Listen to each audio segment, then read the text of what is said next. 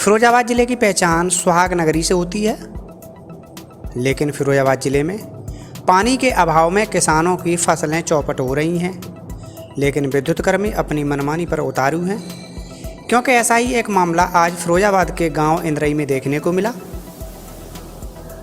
आपको बता दें कि इंदरई गांव की लाइट पहले मक्खनपुर से जुड़ी हुई थी, जिससे गांव और नलकूपों की सप्लाई एक ही लाइट से हो रही थी। लेकिन 8 दिन पूर्व गांव के करीब 12 नलकूपों की सप्लाई को मक्खनपुर से बंद करके रूपसपुर फीडर से जोड़ दिया गया।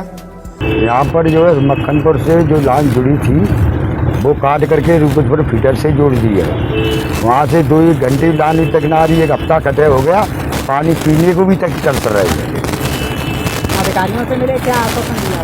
हाँ, अधिकारियों से मिले, उनके 2 दिन में मशीन खराब हो गई है और वो लाइन चलेगी, बस यही कहते हैं वो। आपको क्या लगता है समस्या वो नहीं हो पाएगी? हम ये सभी किसान बंधु ग्राम पंचायत इंदरई ब्लॉक खैरगढ़ से हैं और हमारी पूर्व में जो लाइट चलती थी, बिजली की समस्या है हमारी, जो पूर्व में लाइट चलती थी वो मक्खनपुर फीडर से चलती थी और वो बिजली हमें सुचारू रूप से मिलती थी। लेकिन वो लाइट हमारी काट करके इस टाइम रूपसपुर फीडर से कर दी गई है, जो हमें दिन में 1-2 घंटे ही लाइट मिल पा रही है, जिससे हमारी खेती का बहुत बड़ा नुकसान हो रहा है। और आज हमारी धान की रोपाई चल रही है तो उस खेत की धान की रोपाई नहीं कर पा रहे। ये हमारी बहुत बड़ी समस्या है। और हम बिजली विभाग के कर्मचारियों से मिले तो उन्होंने कहा आपकी लाइट 1-2 दिन में ठीक कर दी जाएगी, लेकिन उस लाइट से रूपसपुर फीडर वाली लाइट से हमारा कुछ भला होने वाला नहीं है और हमारी सारी फसल चौपट हो चुकी है।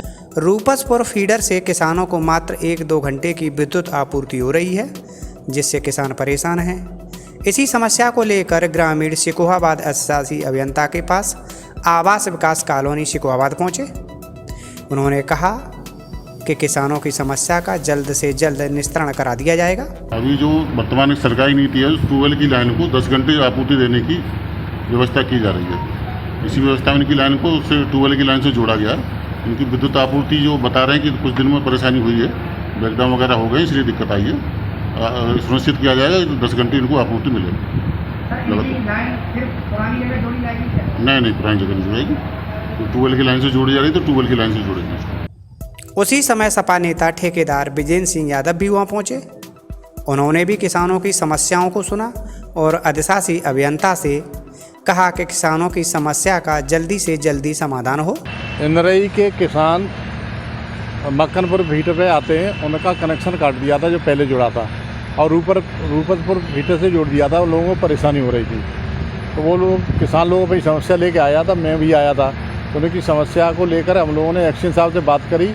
एक्शन साहब ने ये आश्वासन दे दिया है कि किसानों की समस्या हल करेंगे। हमारे साथ ब्लॉक प्रमुख शिकोहाबाद श्रीनाथ देवी है, महेश यादव हैं और सभी लोगों ने मिलकर उनसे बात करी और हमारी बात सुनी और किसानों को हमको आश्वासन दे दिया कि हम उनकी समस्या को हल करते हैं। उसके बाद ग्रामीण रूपसपुर फीडर पर पहुंचे, जहां जेई विपिन चौधरी से बात की।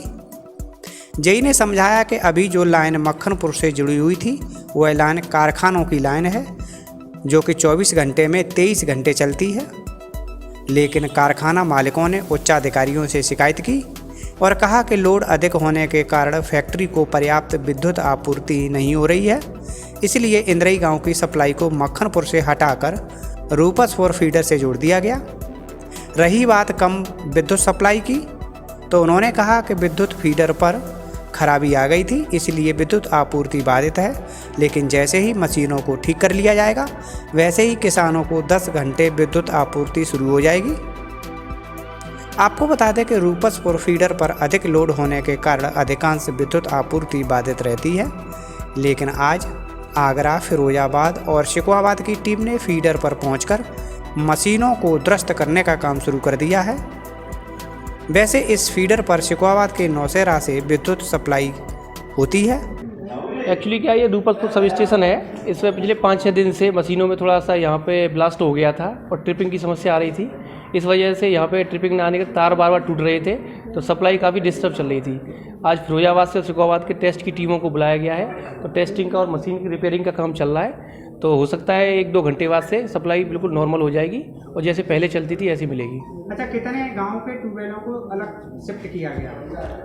नहीं, वर्तमान में अब कम से कम यहाँ पे 2 फीडर है, एक रूपसपुर और एक आपका मोहिनीपुर। इसके 10 गांव ऑलरेडी शिफ्टेड हो चुके हैं। ये अपनी केंद्र सरकार की योजना है फीडर सेपरेशन की, जिसमें ट्यूबवेलों को 10 घंटे की सप्लाई पर रखा जाएगा और ग्रामों को 18 घंटे की सप्लाई पर रखा जाएगा। इसमें अब तीसरे फीडर का एक निर्माण चल रहा है, उसका पोल गढ़ने का कार्य हो चुका है। तार खींचने का ये नगला मानसिंह फीडर है, जिसमें लगभग 14 गाँव हैं।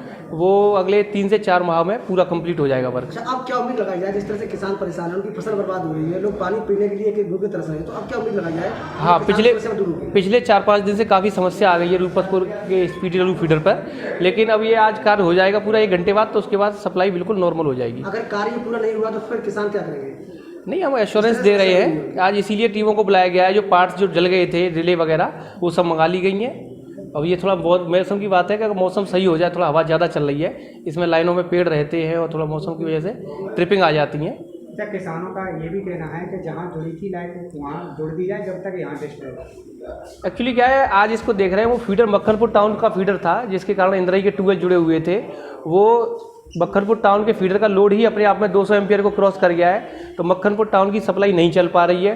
तो मक्खनपुर के जो उद्योग बंधु हैं, उन्होंने ऊपर लिखित में भी शिकायत की है कि गांव की सप्लाई जो चल रही है, इसको ग्रामीण फीडर पर डाला जाए, जिसमें आपके बरामई और एक नकला हाउसिंग गांव है, उसको शिफ्ट कर जा चुका है और इंद्रई गांव के ट्यूबवेलों को शिफ्ट किया जा चुका है। लेकिन दुर्भाग्यवान ये है कि जब से शिफ्ट हुआ है उसी दिन से मशीनों में यहाँ प्रॉब्लम आ गई है, जिसके कारण थोड़ा सप्लाई में डिस्टर्ब रहा है वो ट्यूबवेलों को, इसलिए किसानों को थोड़ा परेशानी का सामना करना पड़ा है। लेकिन हम एश्योरेंस कर रहे हैं कि अगले 2-3 घंटे बाद से सप्लाई इतनी अच्छी हो जाएगी कि कोई दिक्कत नहीं आएगी उन लोगों को। सब्सक्राइब कीजिए न्यूज़ इन इंडिया को और बेल आइकन को दबाइए न्यूज़ से जुड़ी लेटेस्ट वीडियोज सबसे पहले देखने के लिए।